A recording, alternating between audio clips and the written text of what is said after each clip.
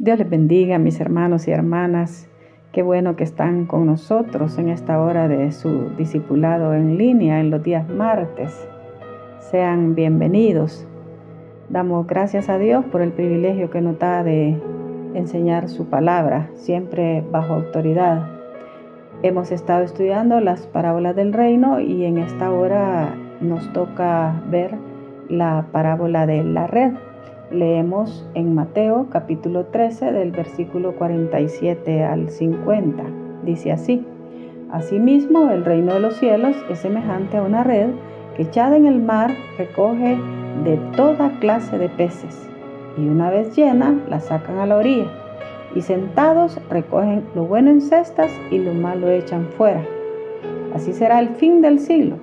Saldrán los ángeles y apartarán a los malos de entre los justos y los echarán en el horno de fuego. Ahí será el lloro y el crujir de dientes. Esta parábola de la red prácticamente es como un corolario de las demás o de las denominadas parábolas del reino. Por ejemplo, vemos que en la parábola del sembrador, el reino es representado por una semilla que al ser sembrada y según la receptividad que tuvo en los corazones, en uno fue arrebatado, en los otros la palabra fue ahogada, no germinó en otra, se secó, pero hubo un corazón que sí recibió la semilla y fructificó y creció. En la parábola del trigo y la cizaña, la semilla representa el engendramiento de los hijos de Dios a aquellos o en aquellos que recibieron la palabra, y por el contrario, el engendramiento de los hijos del maligno al ser rechazado el mensaje del evangelio. Tenemos la parábola del trigo y la cizaña, donde se ve la dimensión sobrenatural del crecimiento del reino de Dios, que empezó como una pequeñita semilla de mostaza, pero dice que luego crece, se hace la mayor de las hortalizas hasta que se convierte en un gran árbol. Y vimos unas lecturas ahí donde ese árbol representan, según la escritura, el reino eterno de Cristo. Pero por otro lado, la levadura en su aspecto negativo representa las herejías que se introducen en el reino de Dios, y en este caso mencionando que se meten dentro de la iglesia, aclarando que la iglesia es la que proclama el reino. La iglesia es a quien se le ha dado, o la iglesia o a los discípulos, a los miembros del cuerpo de Cristo, quienes proclaman el evangelio del reino de Dios, a quienes se les ha dado la autoridad de dicha predicación, y a quienes no solo se les ha dado la autoridad, sino que se les ha delegado la predicación, como lo vamos a ver en esta parábola de la red. Luego vemos las parábolas del tesoro escondido y la perla de gran precio, donde Cristo es el tesoro maravilloso que se deja encontrar, Cristo la salvación, que es un regalo de Dios, y la perla del gran precio, que nos habla de los tesoros de la sabiduría y de revelación, que como expertos compradores debemos de buscar, tanto para poner por obra la palabra del Señor como para enseñarla, así como dice la escritura de Esdras, que él inquiría en la ley del Señor, preparó su corazón, dice, para inquirir en la ley del Señor, para ponerla por obra y luego para enseñarla. Bien, entonces veremos que en esta parábola de la red es la culminación de todo el trabajo de la obra de aquella semilla que es la predicación de la palabra de Dios. Los elementos simbólicos de esta palabra son los pescadores, los peces y la separación, ¿verdad? La separación de los mismos y el juicio eterno. Así que para empezar como primer punto, veremos que la comisión de proclamar el mensaje de salvación es para los discípulos. En otras palabras, los discípulos son los pescadores. Vemos nosotros en la escritura que cuando el Señor llamó a Pedro, a Andrés, les dijo: venid en pos de mí y os haré que seáis pescadores de hombres. Y luego vemos ya tanto en Marcos capítulo 16, verso 15 al 16, y en Mateo, vemos cómo el Señor, lo que se le llama la gran comisión. En Marcos leemos que el Señor les dijo: id por todo el mundo y predicad el evangelio a toda criatura. El que creyere y fuere bautizado será salvo, pero el que no creyere será condenado. Entonces vemos que la comisión de pescar o de predicar el mensaje del evangelio es para los discípulos. Entonces debemos nosotros conocer quién es un discípulo. Y en primer lugar veremos que un discípulo es uno llamado a estar con Jesús. Número 2, un discípulo es uno llamado a permanecer. Número 3, un discípulo es uno que es llamado a recibir instrucción. Número 4, un discípulo es uno que es llamado a servir. Y número 5, un discípulo es uno que es llamado a transferir la vida de Cristo. Y leemos en Juan capítulo 8, versos 31 y 32. Y en Marcos capítulo 3, versículos, vamos a leer desde el 13, verso 13 y 15. Marcos capítulo 3, verso 13 y 15. Después vamos a leer la cita de Juan capítulo 8.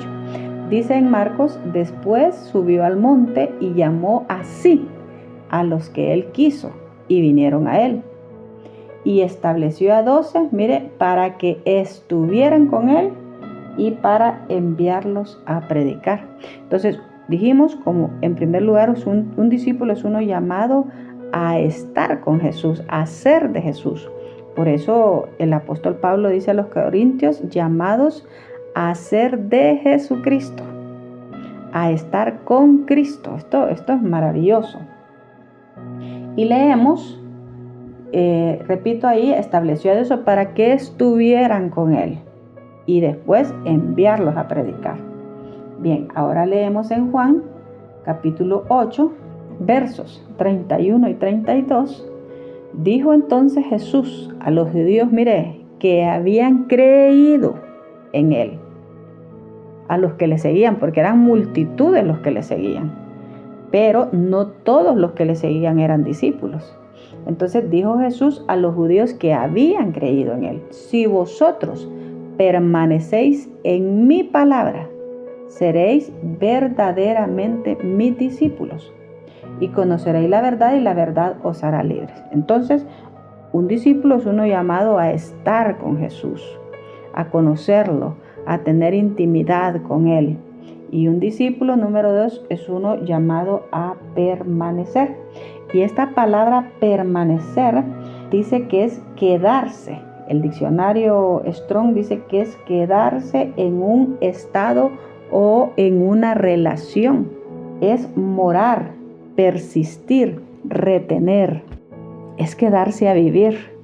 Por eso me gusta cuando leemos en el capítulo 1 del Evangelio de Juan, dice que entre los discípulos que tenía Juan, uno de ellos era Andrés y otro era, creo que era también el apóstol Juan. Y entonces dice la escritura que cuando Juan vio venir a Jesús, dijo: he ahí el Cordero de Dios que quita el pecado del mundo. Entonces, al oír esto, Andrés dice que siguió al Señor, y el Señor se voltea atrás y les pregunta ¿a quién siguen? Se lo voy a leer. Dice en Juan 1:38, el 37 dice: le oyeron hablar los 2 discípulos y siguieron a Jesús. Y volviéndose Jesús y viendo que le seguían, les dijo: ¿qué buscáis? ¿Qué buscáis? O sea, ¿por qué me siguen? ¿Qué buscan? ¿Qué buscan en mí? Y ellos le dijeron: Rabí, que traducido es maestro, ¿dónde moras? Y él les dijo: venid y ved. fueron y vieron dónde moraba y se quedaron con él aquel día, porque era como la hora 10, porque ya era tarde. Un discípulo es uno que es llamado a estar con Jesús, a quedarse con Jesús, a permanecer, a vivir con Jesús. Y vivir es tener una relación, a estar permanentemente en una relación con Cristo. Bendito sea su nombre, que el Señor en su infinita misericordia nos abra el entendimiento y nos dé hambre y sed del Señor para que nosotros podamos comprender que un discípulo es más allá de uno que ha creído, sino que es uno que permanece en la comunión, en la vida con el Señor, que tiene intimidad perenne con el Señor. Y como dijimos, el punto número 3, un discípulo es uno que aprende, que es llamado para ser instruido. Mire, no es solo uno que creyó, sino uno que es llamado a permanecer y a ser instruido. Por ejemplo, nosotros leemos ahí en Mateo capítulo 13, en el verso 36, siempre ahí en las parábolas, cuando el Señor estaba hablando la parábola del trigo y la cizaña, dice que luego que se despidió la gente, mire, los que oyeron, se fue la gente, Jesús entró a la casa, pero no todos le preguntaron, pero no todos se interesaron en la palabra. No todos leen la Biblia en la casa, no todos oran. Y entonces dice que se le acercaron sus discípulos y le dijeron, explícanos la parábola. Y entonces él respondiendo les dijo y empezó a darles explicación. Leemos también en Mateo capítulo 11, verso 1, dice, cuando Jesús terminó de dar instrucciones a sus 12 discípulos, se fue de ahí a enseñar y a predicar en las ciudades de ellos. Entonces vemos aquí que hay diferencia entre la predicación y la enseñanza. La predicación es la proclama pública del evangelio. Cuando dice ahí que él se fue a predicar a las ciudades de ellos, ¿verdad? Pero a los discípulos les dio instrucciones, o sea, les dio una enseñanza sistemática. Un discípulo es uno que recibe instrucción, uno que ha sido instruido en la enseñanza metódica, sistemática de la palabra del Señor. Por ejemplo, en Hebreos, miramos que allí el escritor a los Hebreos habla de la doctrina sistemática y dice que hay que avanzar en el conocimiento de Dios. Dice que hay que dejar los rudimentos. La palabra rudimentos quiere decir doctrina básica y que hay que avanzar, que hay que crecer. Y dice, empezando por la doctrina de bautismo, bautismo en agua, bautismo en el Espíritu Santo, bautismo en el cuerpo de Cristo, doctrina, menciona ahí el escritor a los Hebreos, doctrina de imposición de manos, la doctrina de la resurrección de los muertos, la doctrina del juicio eterno. Y a mí me sorprende que todas estas cosas son doctrinas básicas. También el apóstol Pablo, por ejemplo, en Primera de Corintios, si me permite, vamos a leer en el capítulo 15, versículo 1 al 3, el apóstol dice, además os declaro, hermanos, el evangelio que os he predicado. Ahí está la proclama del evangelio, hablar de Cristo, de la salvación, en el cual también ustedes recibieron, en el cual ustedes perseveran, por el cual asimismo, si retenéis la palabra que os he predicado, sois salvos. Mire, si no creísteis en vano. O sea, esa es la retención, hasta aquí es la retención de la semilla.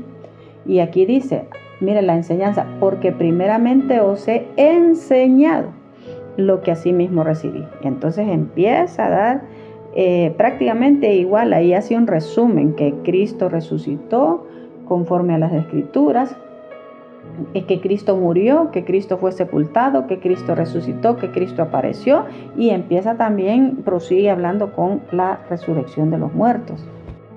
Entonces, un discípulo es uno llamado a recibir instrucción, ¿verdad?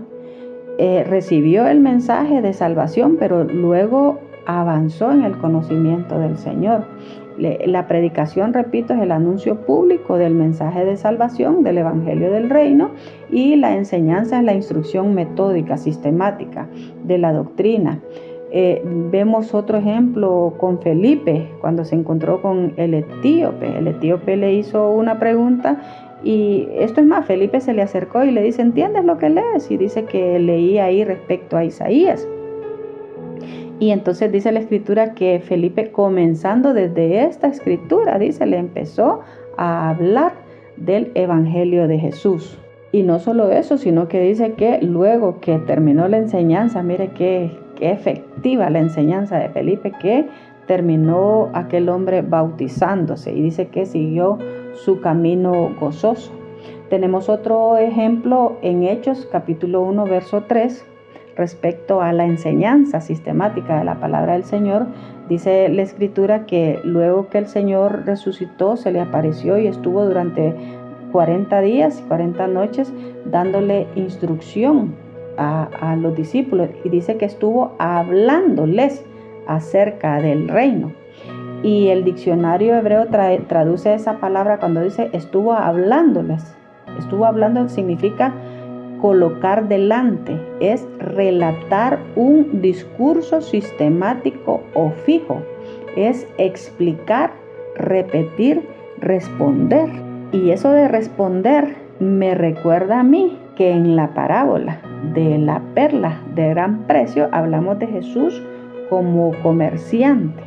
Dice que es como el comerciante del reino que vino a trabajar en los negocios del Padre, pero para ello primero tuvo que aprender, y dice que él les hacía preguntas a los maestros de la ley. El que pregunta, dice el dicho, saber quiere. El que pregunta es alguien que se interesa por conocer, que se interesa por conocer los misterios del reino, los misterios de la palabra del Señor. Bien, luego, como se dijo, un discípulo es uno que sirve. Un discípulo es uno llamado a servir, como leímos nosotros ahí en Mateo capítulo 3. Dice que los llamó para que estuvieran con él y luego los envió. ¿Los envió qué? Los envió a predicar. Entonces la predicación, el ser pescadores de hombres es parte del servicio al Señor. Pero aquí también entra el punto número 5, que el discipulado, un discípulo es uno que transfiere la vida de Jesús.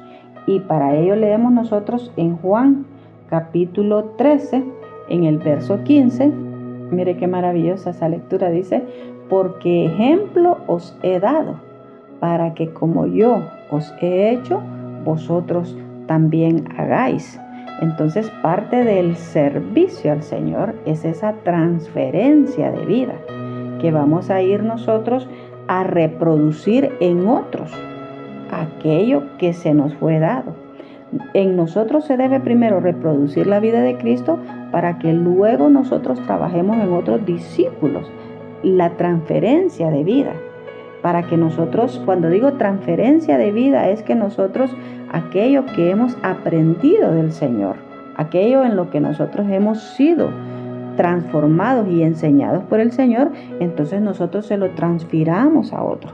Por eso el apóstol Pablo le dijo a Timoteo, lo que tú oíste de mí, lo que viste y lo que aprendiste de mí, mire, viste y aprendiste de mí, esto encarga a hombres fieles que estos también enseñen a otros. Esto se llama multiplicar. Eso es lo que hace el pescador. El pescador pesca y se multiplica, saca muchos peces. Y parte de esta transferencia, parte básica de esta transferencia de vida es el discipulado. Por eso leemos nosotros ahí que dice que echaron, lo voy a leer para no inventar. Dice Mateo 13:47, asimismo el reino de los cielos se semejante a una red que echada en el mar. El mar representa la multitud de las personas. Recoge toda clase de peces y una vez llena la sacan a la orilla. Bien, entonces antes de hablar de llenarla, de sacarlas en las canastas, dice recoge toda clase de peces. cuando se evangeliza, cuando se predica la palabra del Señor, nosotros no debemos de hacer acepción de personas. La sacan a la orilla y apartan, recogen lo bueno en cesta y lo malo echan fuera. Mire, la parábola está hablando ahí de la separación definitiva que van a hacer los ángeles. Sin embargo, lo que quiero plantear, que se saca, que se puede rescatar y tomar de ahí de esa parábola, es que en la evangelización, número 1, nosotros no debemos de hacer acepción de personas. Dice, id y predicar el evangelio a toda criatura, sin hacer distinción ni de raza, ni de clase social, ni de estatus económico. No tenemos que hacer distinción, no tenemos tampoco que ser nosotros negativos a la hora de predicar el mensaje del evangelio. Nosotros tenemos que ir con fe, ir andando y llorando el que lleva la preciosa semilla, sabiendo que es una preciosa, valiosa semilla la que nosotros llevamos, sabiendo que la palabra, como vimos en la parábola del crecimiento de la semilla, la palabra de por sí tiene poder para transformar, para dar vida. Entonces nosotros cuando a la hora de predicar no digamos, no, si a ese ya le hablé, no, si es que ese es un, perdón la expresión, no, si es que ese es un burrito, no, si es que ese no entiende, no, si es que ese, ya, ¿para qué? Ya le hablé. Mire, si Dios se toma el tiempo de esperarnos, dice que aquella viña dijo, no, démosle un tiempo más, dejémosle otro año más para que dé fruto. Y entonces, si Dios nos ha tenido paciencia a nosotros, ¿cómo nosotros no vamos a tener paciencia con las demás personas? Tolerancia con las demás personas.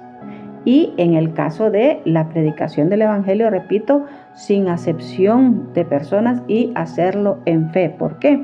Porque la semilla se siembra. Y la palabra, repito, es poderosa. Dice, como tú no sabes cómo es el camino del viento, ni cómo crecen los huesos en la mujer encinta. Así es el poder de la palabra del Señor. Así es de poderosa la obra de Dios en el corazón de la gente.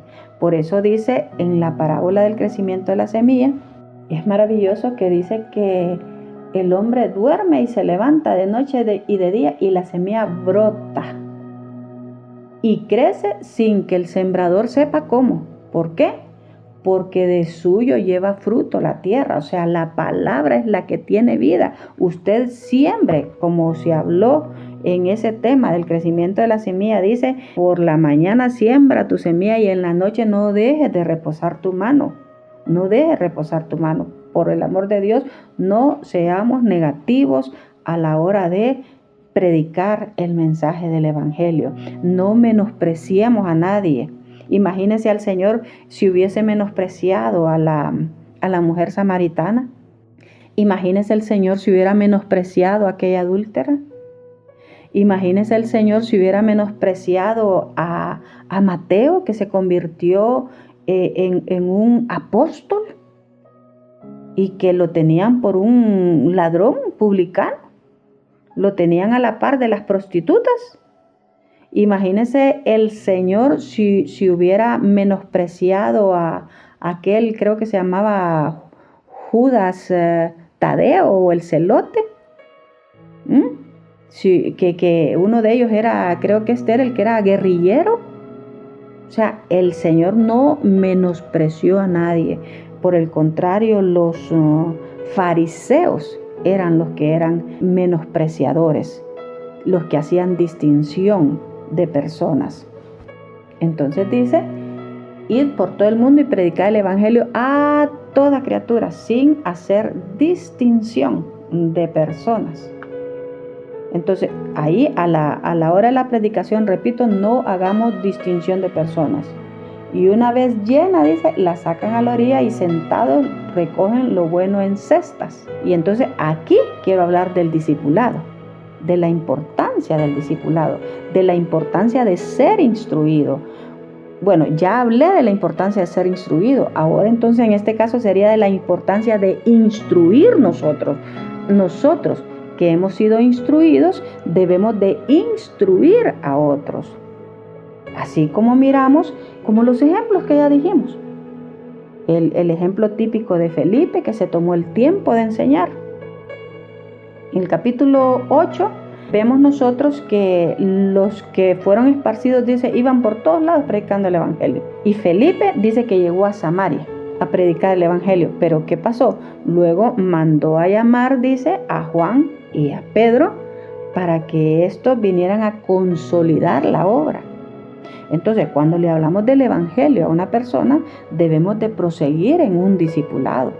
Por eso, un discípulo es uno que sirve, uno que se reproduce, uno que transfiere la vida de Cristo a otros. Hemos recibido la vida de Cristo para dársela a otros, para transmitírsela a otros. Amén. En aquello que nosotros hemos sido ministrados, liberados. En aquello que nosotros hemos sido sanados, vamos a ir a ministrar a otros para que la otra persona también crezca y para que aquella persona al crecer también se reproduzca en el crecimiento, no solo en su crecimiento personal, sino en el crecimiento de lo que nosotros le llamamos el reino de Dios. O sea, el pescador que pesque, que aprenda también a ser un pescador de hombres. Tenemos que tener esa visión de reproducirnos nosotros en otros y que estos a la vez se reproduzcan. Entonces dice, una vez llena la sacan a la orilla y sentados recogen lo bueno en cestas. Y aunque, como dije, esto es la separación definitiva que va a ser al final de este siglo, la separación definitiva, pero también lo podemos tomar como un símil, como una metáfora, una enseñanza de que debe de haber discipulado, de que por un lado nosotros debemos ser discipulados, pero por otro también debemos de convertirnos en discipuladores, en transmisores de esa verdad. Debemos de tener hambre y sed de justicia, hambre de recibir ese conocimiento y hambre de transmitirlo. Entonces, sentados, dice, lo recogen lo bueno en cestas. Dice la iglesia ahí en el libro de los Hechos, dice que los que habían creído, dice que perseveraban en el templo y en las casas. A las personas hay que enseñarles a congregarse. Hay que ser nosotros, tenemos que aprender a ser responsables en este asunto del trabajo, de la obra del Señor. Pero para eso debemos aprender a tener a Cristo como un tesoro, a amar las verdades de la palabra del Señor. Y repito, porque la enseñanza, parte de la enseñanza es repetitiva. Y si se repite es porque no la hemos aprendido y no la estamos de repente poniendo por obra, practicando. Entonces debemos nosotros de instruir a otros, tener esa hambre de ser instruidos y de instruir a otros. Y dice, y una vez llena la sacan a la orilla y sentados recogen lo bueno en cesta y lo malo lo echan fuera. Mire, a veces habrán, no sé si ya lo dije, peces buenos, peces malos como Elimas, como menciona ahí a un tal Simón. Lo menciona también ahí la escritura. Eran peces malos. Sin embargo, imagínese usted predicando el evangelio y haya un gadareno que de ser un ex endemoniado se convierte después en un esposo fiel, en un esposo noble, responsable, en un padre amoroso. Usted se puede imaginar el terror que sentía la familia de este hombre, los hijos de este hombre cuando ese gadareno llegaba a la casa, si estaba en los sepulcros. Yo creo que no deseaban ni que llegara. Pero ahora ven un hombre transformado, un hombre que ha sido ministrado por la vida de Cristo y ahora viene a transferir la vida de Cristo a su familia. Eso es maravilloso. Vemos a un Pablo, a un tóxico religioso, si se puede decir. Entonces Ananías le tenía miedo. No, pero Señor, si ese hombre, Señor, mira lo que ha hecho. No, ve que este es instrumento escogido, le dijo el Señor. Entonces tenemos que tener esa visión del poder del mensaje que transforma. La samaritana, mire qué maravilloso, una mujer frustrada. Y llegó después a ser una gran pescadora. Eso es pero exquisitamente maravilloso. El etíope, ¿a dónde fue a predicar este hombre? Eso es maravilloso, debemos de tener fe. Por eso dice, y sentados recogen lo bueno en cesta y lo malo echan fuera. Bien, va a ser la separación definitiva al final de esta era o de este ayón, de este siglo malo. Y ya para culminar diremos, esta parábola muestra la separación definitiva de aquellos que recibieron la palabra del Evangelio y su entrada a las moradas eternas, a la casa del Padre. Bendito sea el nombre del Señor. O con la condenación eterna de aquellos que lo rechazaron. Gracias por su atención. Espero que la palabra siga siendo de bendición y de edificación a su vida, y que usted también la comparta para que de una manera tan sencilla como compartir este mensaje pueda usted también pescar otras almas. Dios le bendiga.